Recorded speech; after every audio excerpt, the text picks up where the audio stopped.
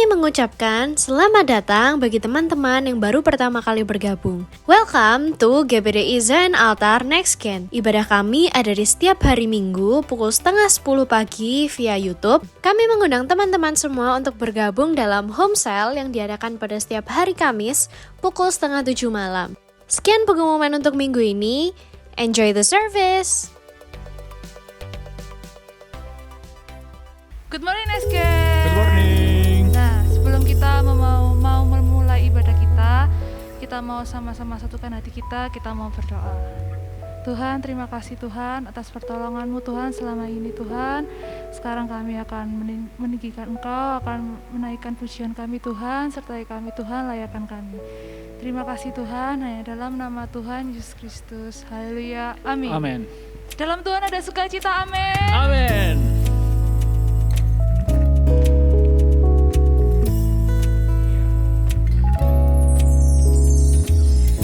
Takkan ku izinkan ketakutan, karena imanku pada Yesus Tuhan. Tak ada alasan tawar hati, karena Yesus ada di sini. Ku percaya firman Tuhan sanggup menghidupkan dan berikan sukacita dalam Tuhan, melimpah, melimpah kekuatan dari Tuhan tercurah atas kita.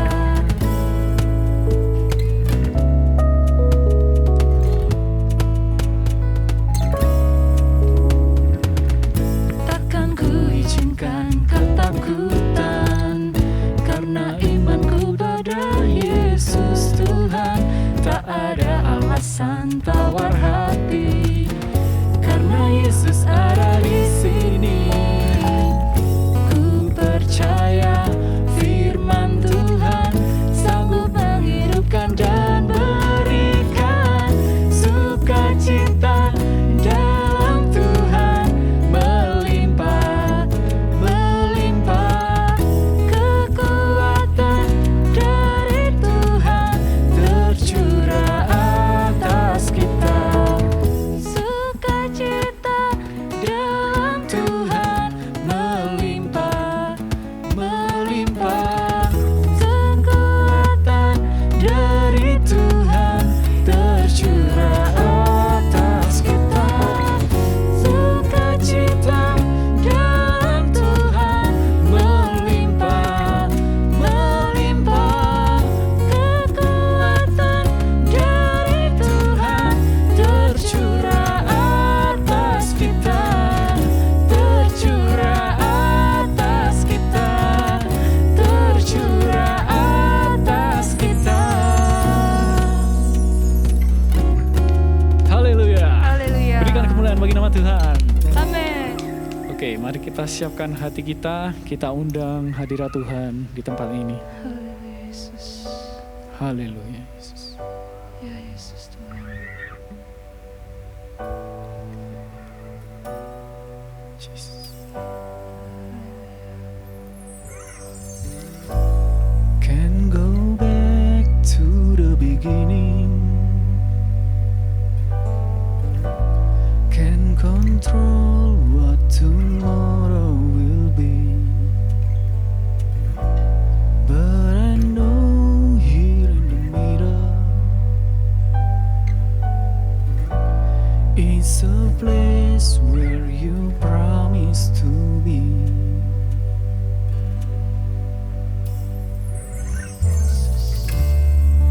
I'm not enough unless you come. Will you meet me here again? 'Cause all I want is all you are. Will you meet me here again?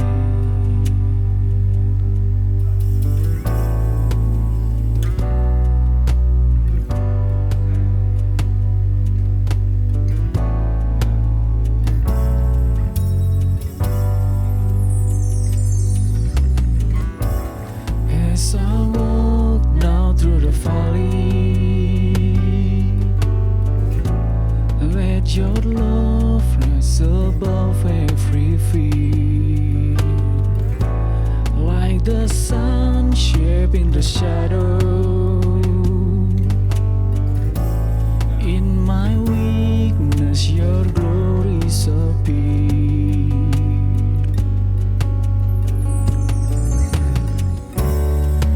I'm not enough unless you come. Will you meet me here again? 'Cause all I want is all you are. Will you meet me here again?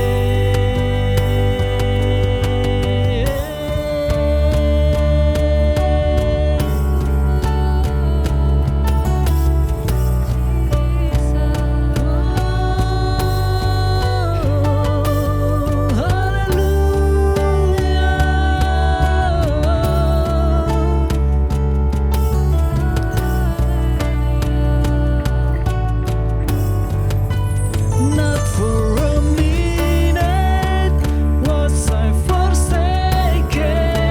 The Lord is in this place. The Lord is in this place. Come, Holy Spirit, dry bones awaken. The Lord is in this place. The Lord is in this place. Not for a minute was I forsaken. The Lord is in this place. The Lord is in this place. Come, Holy Spirit, dry bones awaken. The Lord is in this place. The Lord is in this place.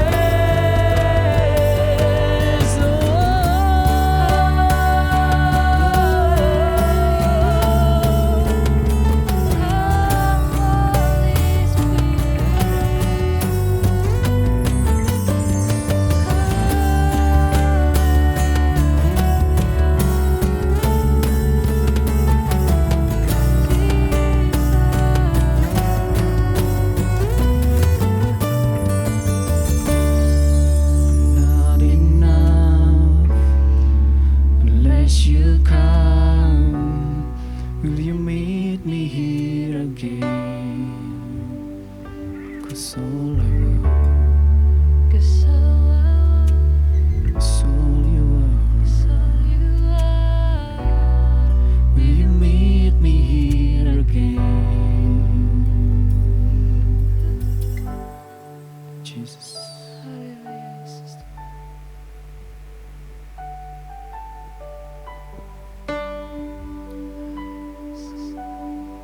Haleluya Yesus. Yes, you are.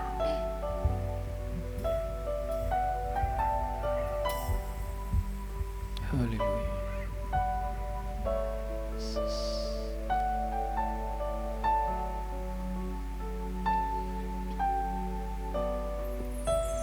What is your name, Jesus?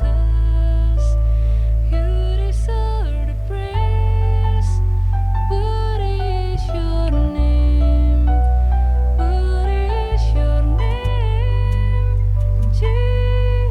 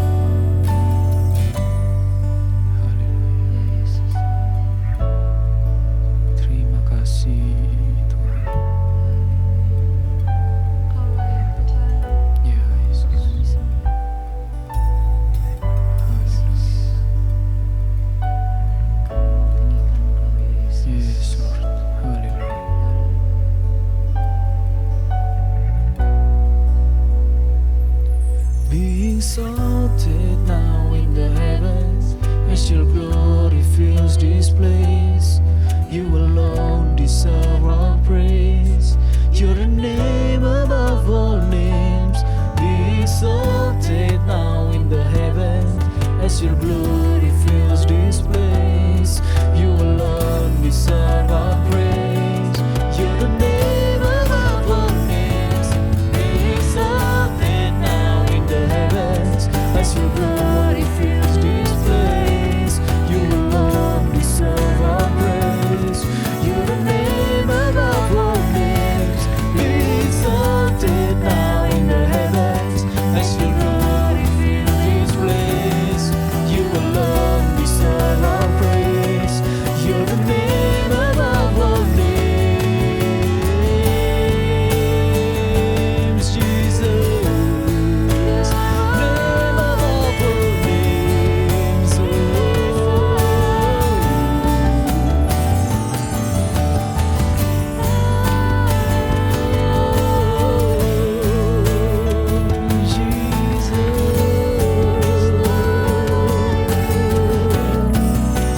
What is your name, Jesus?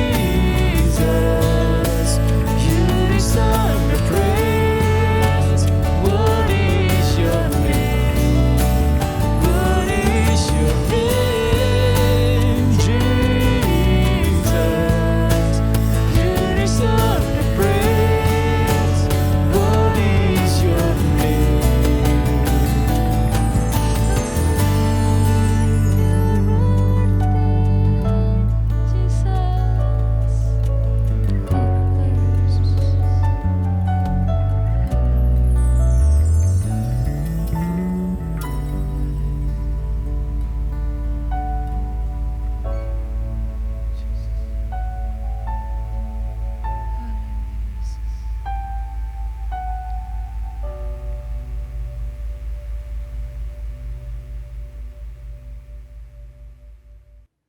Selamat pagi rekan-rekan Next Gen yang dikasihi Tuhan. Senang berjumpa kembali meskipun melalui channel YouTube ini, tapi Om percaya bahwa kita sama-sama bisa diberkati ketika kita mau mendengarkan firman Tuhan, ketika kita mengikuti ibadah melalui YouTube ini. Nah, mari kita sama-sama pada pagi hari ini kita mau belajar tentang Father's Will atau Father's Heart. Ya, saya berikan tema yang mungkin agak lebih luas tentang bagaimana keinginan Bapa dan hatinya dari seorang Bapa itu seperti apa. Nah, yang kita ketahui bahwa Bapa yang dimaksud di sini adalah Bapa di surga, ya, yang kita kenal di dalam nama Tuhan Yesus Kristus. Nah, apa yang menjadi mungkin bahasa sekarang keresahan begitu ya, buat anak-anak muda, buat anak-anak Next Gen itu apa sih yang menjadi keresahan? Bagaimana saya bisa tetap enak, tetap setia, tetap enjoy gitu ya. Nah, ada beberapa yang kita harus tahu. Apa sih menjadi Father's Will atau Father's Heart itu gitu ya. Kita melihat ada satu contoh ya dari suratan atau Injil Matius pasal 8. Saya bacakan ayat 8, 9 dan 10. Di sini kita tahu bahwa ada seorang perwira yang mendapatkan mujizat atau bahkan dikenal oleh Yesus pada waktu itu adalah orang yang mempunyai iman yang begitu besar. Nah, saya bacakan. Tetapi jawab perwira itu kepadanya, "Tuan, aku tidak layak menerima Tuan di dalam rumahku. Katakan saja sepatah kata, maka hambaku itu akan sembuh." Jadi perwira ini minta mohon mendoakan anak buahnya, begitu ya. Nah, tetapi perwira ini mengatakan bahwa coba katakan sepatah kata saja padaku, nanti aku sampaikan, begitu ya. Nah, ayat 9. Sebab aku sendiri seorang bawahan dan di bawahku ada pula prajurit. Jika aku berkata kepada salah seorang prajurit itu pergi, maka ia pergi. Dan kepada seorang lain datang, maka ia datang. Ataupun kepada hambaku kerjakanlah ini, maka ia mengerjakannya. Jadi dia sendiri tahu kalau dia itu meskipun dia seorang perwira, tapi dia juga seorang bawahan. Sedikit sebelum kita masuk ke Father's Will atau Father's Heart, kita harus tahu sikap yang seharusnya kita mulai, ya, atau setiap saat dalam kehidupan kita ketika kita berinteraksi dengan Tuhan. Ya. Jadi dia menyadari satu kerendahan hati kalau Om boleh bilang begitu ya. Dan dia merasa aku juga bawahan dan aku akan taat. gitu ya. Sama seperti aku juga taat kepada pimpinan dan anak buahku juga pasti taat. Maka itu dia bilang, kerjakanlah itu maka ia akan mengerjakannya. Ya. Nah, di ayat 10 yang menjadi surprisingly, nah, bahasanya seperti itu ya. Setelah Yesus mendengar hal itu, heranlah ia dan berkata kepada mereka yang mengikuti. Jadi murid-murid, ada orang-orang yang mengikuti Yesus. Aku berkata kepadamu, sesungguhnya iman sebesar ini tidak pernah aku jumpai pada seorang pun di antara orang Israel. Ya. Jadi Yesus mengatakan bahwa iman sebesarnya tidak pernah aku jumpai seorang pun di antara orang Israel. Yang kita tahu bahwa orang Israel seharusnya mengenal Bapa, mengenal ya Allah, Ishak, Abraham, Yakub, begitu ya. Begitu besar harusnya. Tapi Yesus mengatakan iman seorang perwira ini, kita tahu bahwa perwira ini bukan perwira orang Yahudi gitu ya. Tetapi dia mempunyai sesuatu kerendahan hati seperti Om tadi bilang dan ketaatan yang membuat surprisingly buat Yesus itu besar sekali iman ini. Gitu. Dan aku tidak pernah menemukan ini di antara orang Israel. Ya. Jadi hal pertama yang kita harus ingat ya sebelum mengenal Father's heart, Father's will adalah satu ketaatan dan kerendahan hati. Ya. Yesus juga sama begitu ya. Kalau Om boleh bilang dia mempunyai hati yang sama seperti perwira ini meskipun dia Tuhan, tapi dia pernah menyatakan ini. Di dalam Yohanes pasal 4 di ayat 34 dikatakan, kata Yesus kepada mereka, makananku, ya, Yesus bilang gitu, ialah melakukan kehendak Dia yang mengutus aku dan menyelesaikan pekerjaannya. Ya. Yesus mengatakan makananku adalah satu kebutuhan, betul ya, makanan adalah satu kebutuhan. Ya.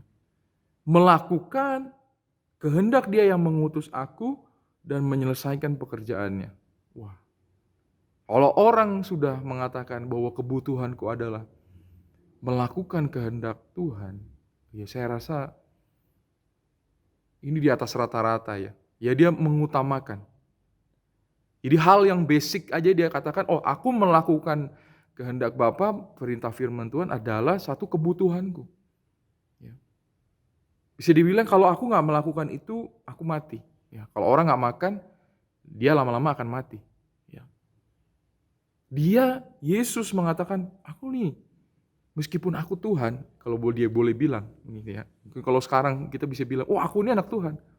Begitu. Tapi kalau Yesus enggak, ya makananku itu adalah melakukan kehendak Tuhan. Dia tidak membanggakan diri dia siapa, dia tidak mau menunjukkan, dia hanya lakukan itu dengan perbuatan, ya, dengan banyak mujizat, ya, dengan menunjukkan ketaatan ini. Jadi kita tahu bahwa inilah yang Tuhan inginkan kita setiap saat. Jadi hati yang siap, rendah hati dan taat. Ya. Ini mungkin susah ya. Maka itu kadang ada istilah, ada peperangan dalam kehidupan. Iya, sebenarnya peperangan untuk kita selalu siap. Peperangan di mana kita selalu merenungkan firman Tuhan supaya firman Tuhan itu kita terus ingat dan melekat di dalam hati dan kita tidak terganggu. Sering sekali kita kan kalau ada masalah, ada problem, ada hal yang bahkan hal yang menyenangkan pun juga ya bisa mendistract kita ya terhadap firman Tuhan, kehendak Bapa, kehendak Tuhan juga. Pokoknya apa yang membuat hal-hal di dunia ini bisa mendistract kita. Bahkan bisa membuat kita berhala. Ini harus kita notice. Jadi sebelum kita mengenal lebih jauh lagi tentang hati Bapa, kita harus tahu, kita harus siap taat dan mempunyai kerendahan hati.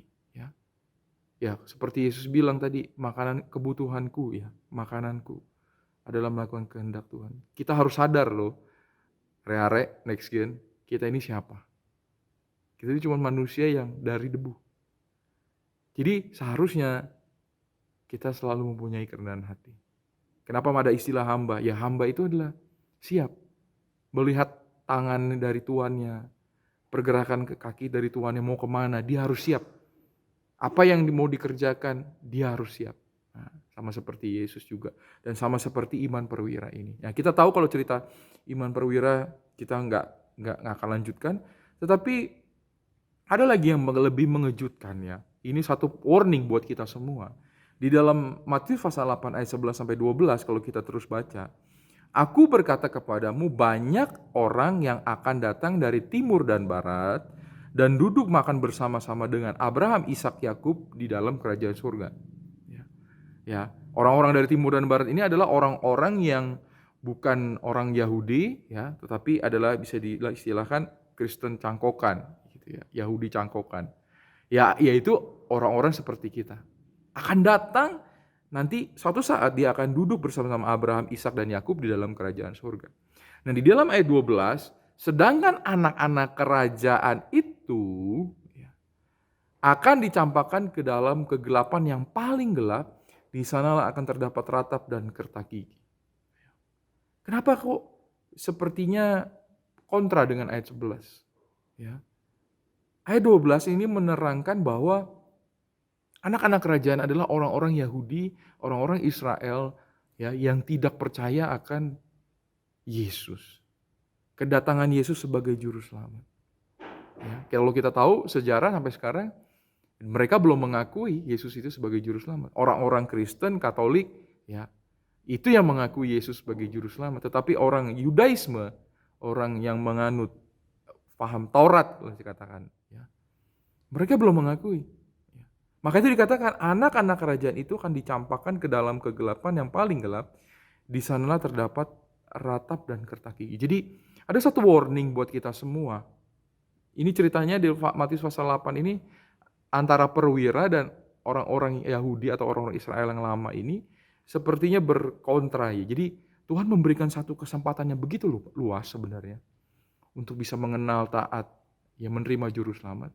Tetapi satu sisi bagi orang-orang yang sudah harusnya mengenal lebih lagi, ada satu saat nanti di akhir zaman ada batasan bagi mereka. Ya. Jadi berbahagialah kita semua yang sudah mengenal, ya, kekristenan mungkin dari kecil, kita mengenal Yesus sebagai juru selamat dari kecil. Manfaatkan itu. Kita manfaatkan seperti iman perwira ini. Aku siap. Ya. Aku seperti bawahan, kau katakan pergi, kerjakan. Nah, inilah ya yang kita siap. Nah, ada yang saya mau sampaikan ya. Mungkin hari-hari ini kita sering galau kalau bahasa hari-hari sekarang gitu ya. Atau bahasa kita bimbang ya.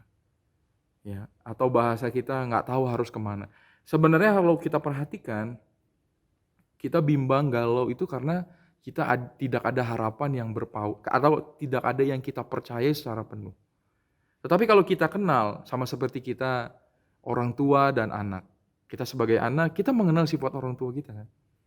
Oh, saya kalau mau minta sama papa, saya harus begini. Gitu ya.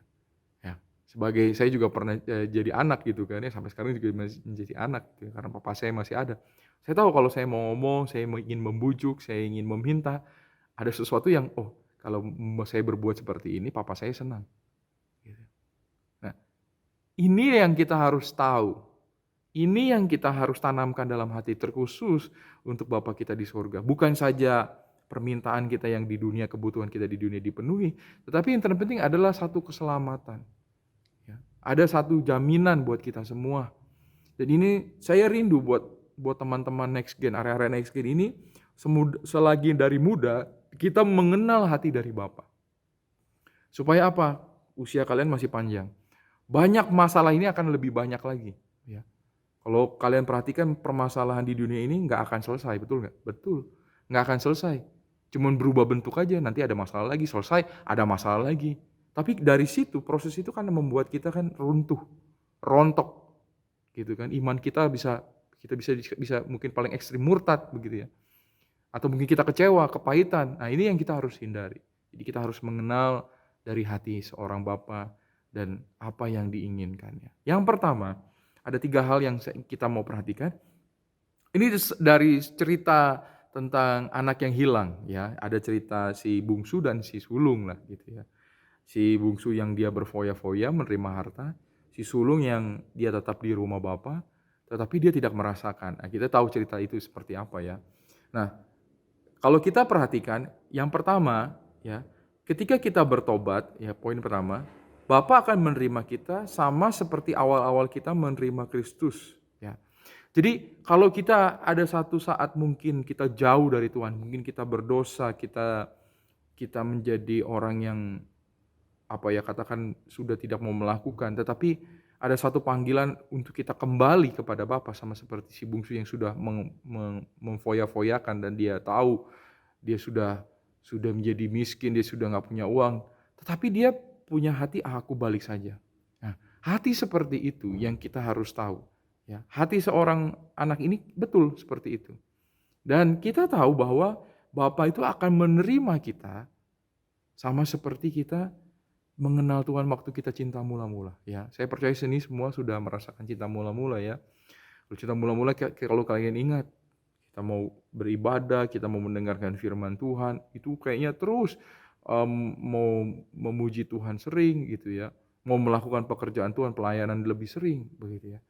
Nah, ada pasti momen-momen seperti itu dan sebenarnya itu yang terus mau diinginkan oleh Bapa gitu ya. Nah, dalam Lukas pasal 15 ayat 20 yang memperlengkapi yang tadi, maka bangkitlah ia dan pergi kepada bapaknya si bungsu ini. Ketika ia masih jauh, ayahnya telah melihatnya, lalu tergeraklah hatinya oleh belas kasihan. Nah, perhatikan itu. Ayahnya itu berlari mendapatkan dia, lalu merangkul dan mencium dia. Jadi, imagine ya, orang yang sudah jauh, sudah meminta harta, bahkan sudah memfoya-foyakan, kadang-kadang katakan itu sudah mengecewakan seorang bapak ini, tetapi dia tahu, oh dari jauh aja aku sudah tahu dia, anakku. Lalu dia merangkul dan berlari mendapatkannya. Di ayat 22, tetapi ayah itu berkata kepada hamba-hambanya, lekaslah bawa kemari jubah yang terbaik. Jadi ayahnya berbicara, si bapak ini berbicara kepada anak buahnya. Pakaikanlah, kenakanlah cincin pada jarinya dan sepatu pada kakinya. Ya.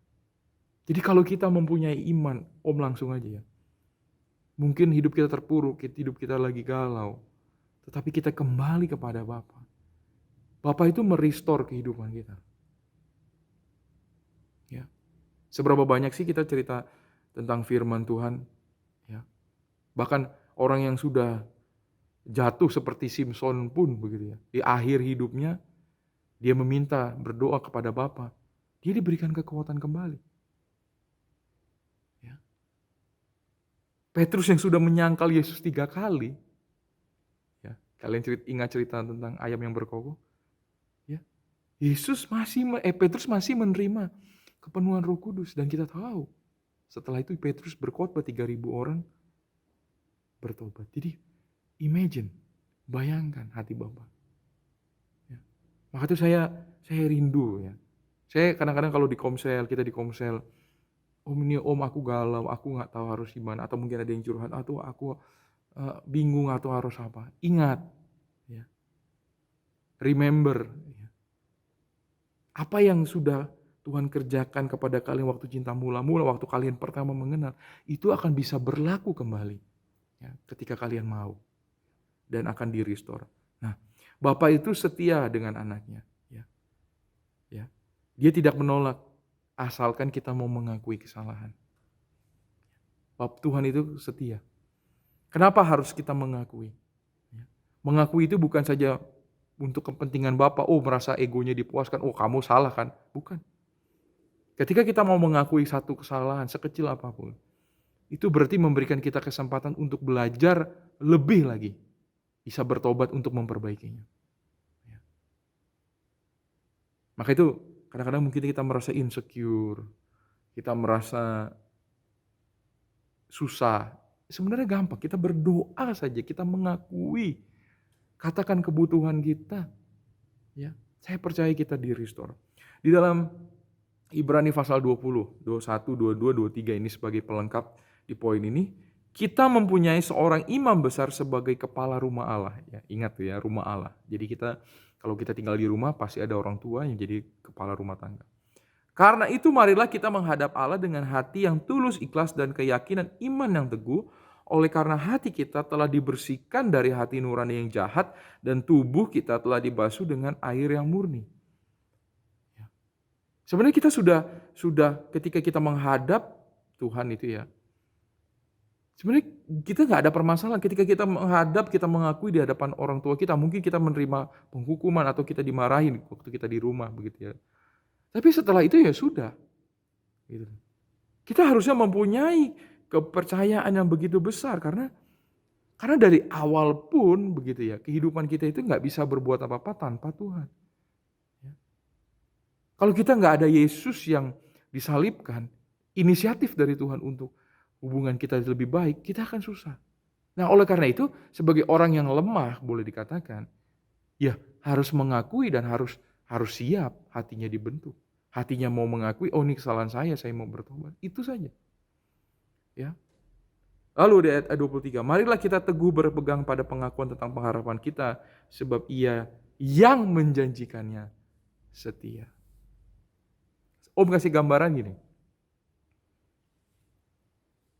Kalau kalian punya orang tua akan mempunyai anak, nggak ada istilah namanya mantan anak.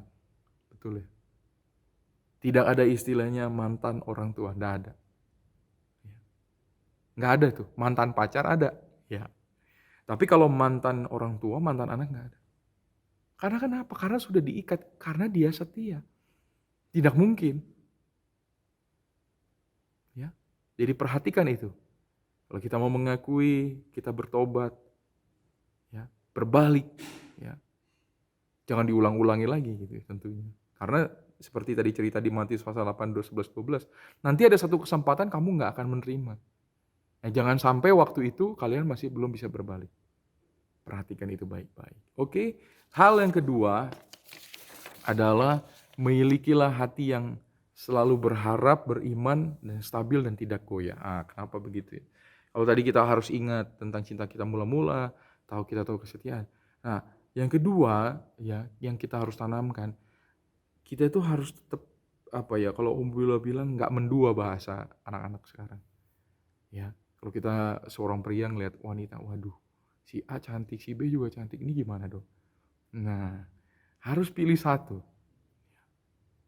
Tidak ada istilah dua. Karena kenapa? Kalau dua, dia akan tidak tenang. Ya. Nah, dalam Lukas pasal 15 ayat 31, 32 cerita masih tadi. Ini cerita tentang anak yang sulung justru ya. Justru anak yang sulung ini tinggal bersama dengan bapak, tetapi Om bisa berkatakan dia tidak berharap sepenuhnya. Tidak konstan, tidak stabil gitu. Maka itu nanti ada kata-kata yang dikatakan oleh dia. Kata ayahnya kepadanya, anakku, engkau selalu bersama-sama dengan aku. Jadi si sulung ini sebelumnya protes, kok dia enak ya diampuni, dikasih harta lagi. Ya. Nah, si bapak mengatakan gitu. Anakku, engkau selalu bersama-sama dengan aku dan segala kepunyaanku adalah kepunyaanmu. Kita patut bersukacita dan bergembira karena adikmu telah mati menjadi hidup kembali, ia yang telah hilang didapat kembali. Ya, sering nggak sih kita di dalam hidup kita, ya khususnya mungkin buat pelayan-pelayan ya, atau orang yang setia lah, katakan rajin ibadah, gitu ya. Ya sampai dia level pelayan setia, tapi dia nggak pernah merasakan, gitu. Nggak pernah merasakan, loh kok gitu ya, kok dia enak ya, nggak pelayanan terus bisa balik lagi gitu, ya. Aku kayak nggak diladenin gitu, kok dicuekin gitu ya. Nah, seharusnya kita harus sadar. Nah, kenapa ayahnya berkatakan, anakku, engkau selalu bersama-sama dengan aku. Dan segala kepunyaanku adalah kepunyaanmu. Om di sini mau bilang, orang yang diam itu belum tentu ada masalah sebenarnya. Orang yang diam, atau bisa boleh katakan pasif, sebenarnya dia mempunyai kegalauan dia sendiri. Karena kenapa? Karena dia tidak pernah merasakan bahwa diri dia ini ada bersama dengan Bapa, dekat dengan Bapa. Sering kan? Pelayan-pelayan, aku lu setia Om, tapi kok doaku gak pernah dijawab, atau mungkin kok aku hidupku gini-gini aja. Karena mungkin jangan-jangan kita gak pernah memintanya dengan sungguh-sungguh. Atau mungkin juga hati kita ini gak stabil. Ya. Mungkin hati kita di gereja, tubuh kita di gereja, hati kita di mana-mana dan pikiran kita di mana-mana. Mungkin aja kita bekerja untuk melayani Tuhan, pelayanan, tapi kepikiran kita memikirkan hal yang lain, atau mungkin kita iri dengan yang lain. Kita tidak sepenuhnya memberikan hati kita itu stabil untuk Tuhan. Ya. Saya pernah merasakan itu. Ya. Tapi firman Tuhan ini datang, loh, kamu gak pernah kok minta, gak pernah kok ngomong. Ya. Kalau kita bisa bayangkan, kenapa kadang-kadang ada istilah di dunia ini ada orang tua dan anak yang orang tuanya sibuk kerja, anaknya sibuk sendiri begitu ya. Ada sering kita dengar cerita seperti itu. Mereka tidak pernah ada berbicara, akhirnya mereka ada konflik. Ya. Sering kan kita dengar cerita hal-hal seperti itu.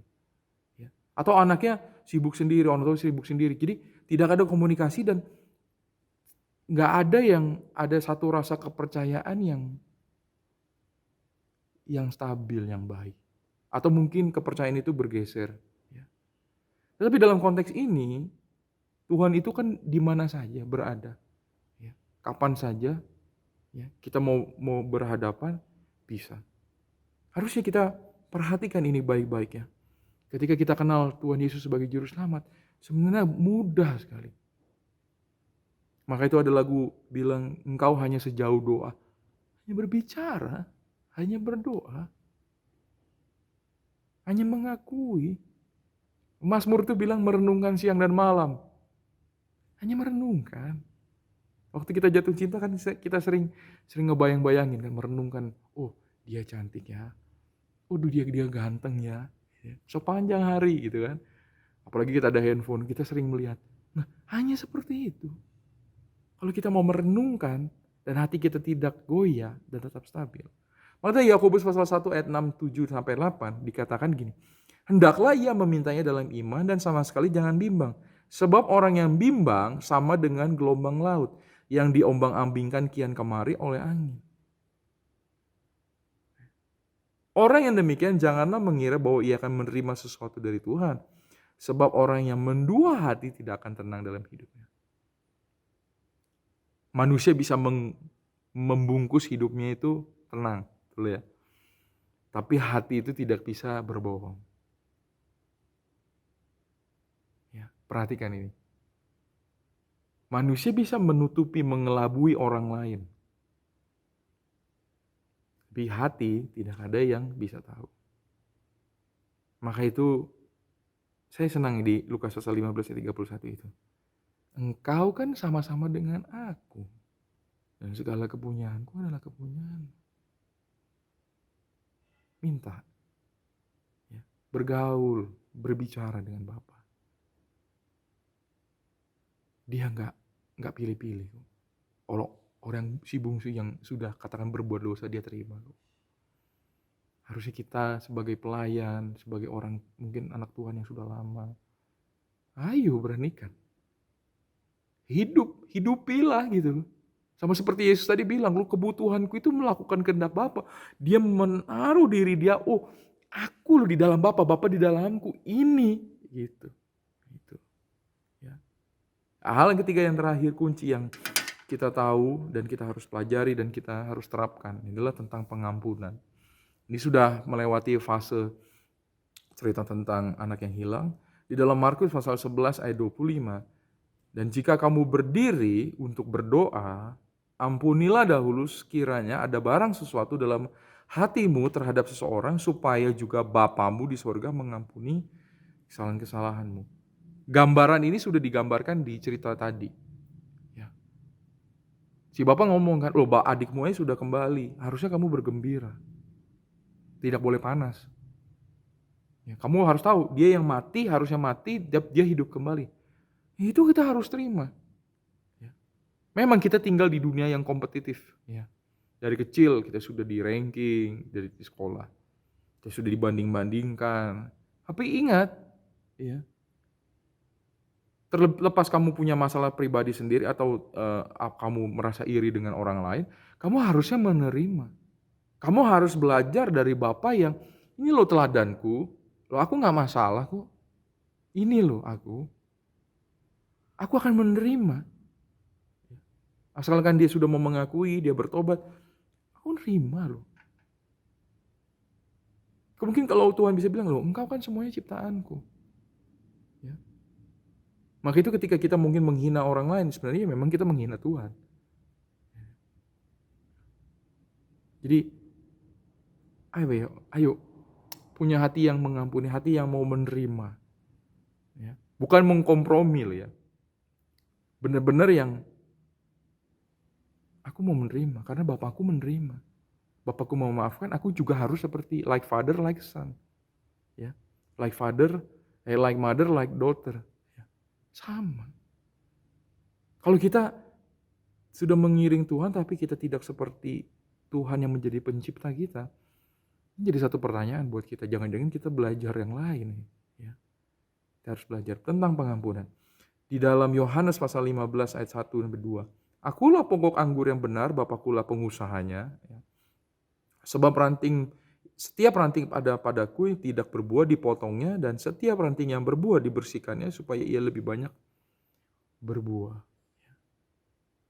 Tuhan tuh mau bersihin kita dari segala dosa, dari segala hati yang iri, segala hati yang dengki, segala hati yang jahat. Begitu. Karena apa? Karena memang Tuhan mau sebagai pengusaha kamu itu terus berbuah. Ya. Jadi saya kembalikan lagi gambaran tadi. Bapak itu bisa memiliki anak yang nanti dia suatu saat akan berhasil ada karena dia mau menerima baik buruk. Ya. Dia berusaha perbaiki, dia berusaha restore lagi, ya seperti anak bungsu. Dia berbicara kepada anak yang sulung tadi, ayo terima. Loh, kamu kan ada bersama-sama aku. Supaya apa? Supaya diingat, supaya kamu bisa lebih berbuah. Bisa menghasilkan. Gitu ya. Maka itu, kalau kita perhatikan dari generasi ke generasi, dari zaman mungkin kakek nenek kita, setiap generasi kalau kita itu bisa diarahkan, biasanya grafiknya akan menaik. Mungkin dulu orang tua kita atau kakek nenek kita kerjanya mungkin sebagai kuli katakan. Dia ingin pasti anaknya berpendidikan, kerja lebih baik. Setelah anaknya berbaik, cucunya itu sampai lebih lagi. Mungkin bisa menghasilkan lebih lagi. Ya, bekerja di perusahaan yang begitu besar. Iya, memang analoginya atau gambarannya seperti itu. Ya. Kita akan berusaha, kita akan tidak mengingat-ingat permasalahan yang lalu, tapi kita bisa move on, terus belajar. Memang ada masalah, mungkin ada kita punya selisih dengan orang lain, tapi ketika kita mau mengampuni, ya, Tuhan bilang, aku akan mengampunimu dan kamu akan bisa bergerak. Ketika kamu dibersihkan dari yang hal-hal buruk, kamu akan bisa berbuah lebih lagi. Maka itu di dalam Markus 11 ayat 24, ayat sebelum Markus 11 ayat 25, sebelum kita dibilang oh harus mengampuni, ada janji Tuhan yang buat kita semua. Markus 11 ayat 24, karena itu aku berkata kepadamu, apa saja yang kamu minta doakan, percayalah bahwa kamu telah menerimanya, maka hal itu akan diberikan kepadamu. Ya. Ayo kita notice ya, apa yang menjadi father's will, father's heart ya. Supaya apa? Supaya kita tahu, supaya kita merasakan iman seperti iman Perwira tadi. Dia yang memposisikan diri rendah hati ya, dan taat. Ya. Terlebih kita dikasih tahu lagi, kamu bukan saja seorang teman, tapi seorang anak, seorang sahabat. Ini loh yang menjadi keinginan Bapa. Seringkali kita mungkin tergantung ya oleh banyak permasalahan. Karena apa? Kita nggak pernah let it go. Gitu ya. Kita nggak pernah mau memperbaikinya, menyelesaikannya. Kita merasa ego kita lebih besar, akhirnya itu menghambat kehidupan kita, menghambat pelayanan kita, menghambat pekerjaan kita, menghambat hubungan kita dengan banyak orang. Dan kita terracuni oleh masalah itu. Ya. Sering kan anak-anak muda itu karena egonya, karena ingin diutamakan, ya akhirnya timbul hati yang panas, hati yang gampang marah. Ya. Saya sebagai orang yang pernah muda juga, ya masih muda juga, gitu ya, pernah mengalaminya. Saya harus akui, gitu. Dan berapa banyak hal yang seharusnya saya bisa terima lebih cepat, Saya tidak bisa terima. Karena apa? Karena teracuni oleh permasalahan-permasalahan itu. Saya tidak mengenal hati Bapa, saya tidak mengenal namanya pengampunan. Ya, mungkin pengampunan hanya sama seperti saya bilang, saya tutupi dengan poker face bisa dibilang gitu ya. Dengan senyum, tetapi sebenarnya di hati saya tidak beres. Jangan sampai kita teracuni, ya. Karena kita tersakiti, ya, menjadi kepahitan, dan kepahitan itu susah loh untuk diperbaiki. Oleh karena itu marilah ingat janji Bapa, ingat sifat Bapa, ya. Dia yang setia, Dia selalu mau mengasihi kita semua. Puji Tuhan. Selamat pagi untuk kita semua. Sama-sama kita mau berdoa. Bapa di surga, kami ucap syukur Tuhan untuk kebaikan kemurahan-Mu. Tuhan, Kau sungguh baik. Pada pagi hari ini kami boleh belajar mengenal Tuhan Yesus. Hati-Mu Tuhan, hati Bapa yang mau mengingatkan kami Tuhan, yang selalu menerima kehidupan kami. Selalu Tuhan mengingatkan bahwa kami ada bersama-sama dengan Engkau Tuhan Yesus. Biarlah Tuhan hati kami terus mau dekat Tuhan. Kau jagai kami Tuhan dengan kasih setia-Mu. Kau jagai dengan firman-Mu. Kau jagai dengan Roh Kudus. Tolong kami semua Tuhan Yesus. Terima kasih, berkati semua Tuhan, teman-teman di Next Gen, semua pengurus dan pelayan pada hari ini yang melayani Tuhan Yesus. Terima kasih dan terimalah segala berkat daripada Allah Bapa, Putra dan Roh Kudus yang menyertai kita mulai pada pagi hari ini dan sampai selama-lamanya. Dalam nama Tuhan Yesus Kristus. Haleluya. Amin.